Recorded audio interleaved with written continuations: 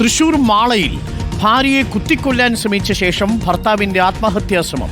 മാള സ്വദേശി റാമിസിനാണ് വയറ്റിൽ കുത്തേറ്റത്. റാമിസും ഭർത്താവ് നൌഷാദും സ്വകാര്യ ആശുപത്രിയിൽ ചികിത്സയിലാണ്. ജെയ്സൺ ചാമോളപ്പിൽ ചേരുന്നു കൂടുതൽ വിവരങ്ങളുമായി. ജെയ്സൺ ചാമോളപ്പിൽ, എപ്പോഴായിരുന്നു സംഭവം? എന്തായിരുന്നു പ്രകോപനം?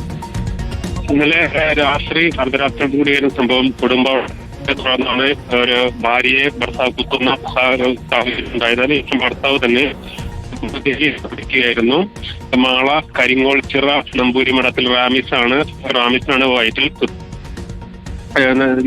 സ്ഥിരമായി വീട്ടിൽ കുടുംബമുണ്ടാകാറുണ്ടെന്നാണ് നാട്ടുകാരും പരിസരവാസികളും പറയുന്നത്. നിലവിൽ രണ്ടുപേരും ഭാര്യയും ഭർത്താവും മാളയിലെ സ്വകാര്യ ആശുപത്രിയിൽ ചികിത്സയിലാണ് ആരംഭിച്ചത്.